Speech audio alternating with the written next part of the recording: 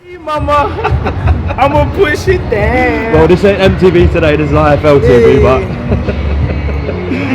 Umar Ahmed, IFL TV, proudly sponsored by Everlast. We're at the O2, not for a fight night. We've just seen Stormzy lock off London. My doggy Stormzy. How good was that, Anthony? Happy man. I've known Stormzy for a while. You know, he's my brother, man. I'm happy what he's doing. Like, seeing this is motivational, and he deserves it. He deserves it. Me and him talk about God and things like that. And is he an inspiration? Of course, he's younger than me, but look what he's doing. Do you know what I'm saying? Stormzy's a superstar. So I brought my mum, it's Mother's Day. I said to my mum, Mum, he's a superstar. Do you know what I'm saying? He's a superstar. When you're seeing what he's doing, it's beautiful, man. Beautiful. Shout out to BT Sport for the sweep we had today. Always, man. Come on, BT Sports. My TV broadcaster. Anthony, unbelievable performance against Lyndon Arthur. I mean, you really did set your mark on British boxing again. World boxing as well. You let the world know. So, just been buzzing since then, haven't you? I had my time. You know, I went on holiday. I went to Dubai, and then just been back to the gym. You know, me, I've always been a person. My feet are grounded. I got my feet on the ground. And again, I've had my wake-up calls. I've had all this, and it's just about continue with your career. That's the past now. And that was what, December? Yeah, December. You know what I'm saying? We're coming up to April.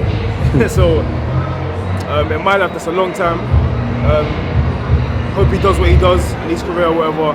But again, that's the past. And yeah, man, we look forward to the future. How much did I mean? We know what you went through, and then you took the fight with Lyndon after the first one. Yeah. It didn't go your way. You overcame so much adversity, and we know what you went through, Anthony. But to get that revenge, to get your career back on track, your life on back, your boxing life, and the manner you did it as well, you must have been. You've got to give yourself credit for that. You know what I do, because even today is a 2-year memorial for my dad. 2 years, and I haven't been allowed to forget it.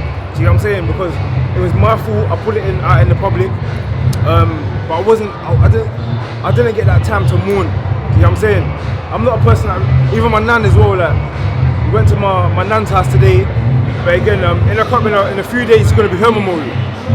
So it's like I went through a lot 2020. Do you know what I'm saying? And we celebrated my dad's memorial today. We went to my nan's house, his mum's house, had some good food.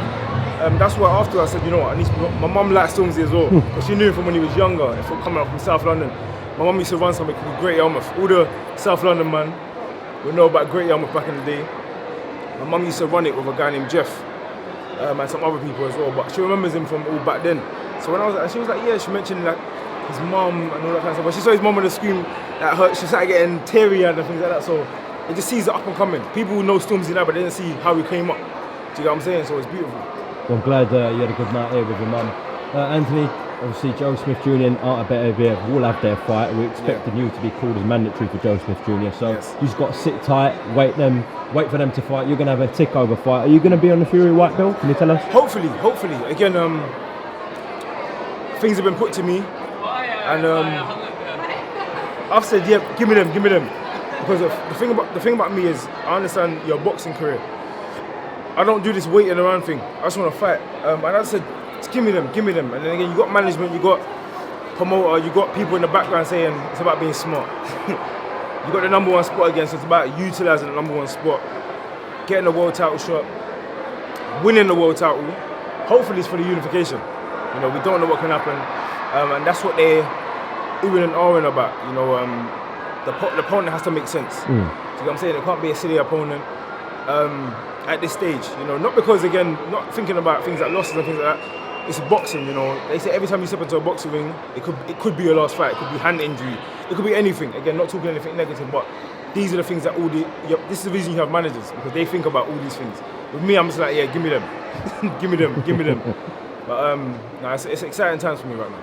Well, and when you were put in as number one with the WBO, an offer came in the words of Eddie Hearn, a huge offer for you to fight Buatsi on the zone. Okay. So were you aware of that? Do you know when I got told about that? I got told about that like 2 weeks ago. Wow, really? Do you get what I'm saying? And with me, I don't pay attention to it. But again, even if I got told about that, I'll say that's stupid. Why am I gonna? Eddie Hearn's a smart geezer. Again, I've had conversations with Eddie Hearn. He's a very smart guy. he knows when to put the offer in. Because why didn't he give me the offer before? Do you get what I'm saying? Well, he knows the time to put in the offer. He knows I'm mandatory for a world title, possibly a unification bout.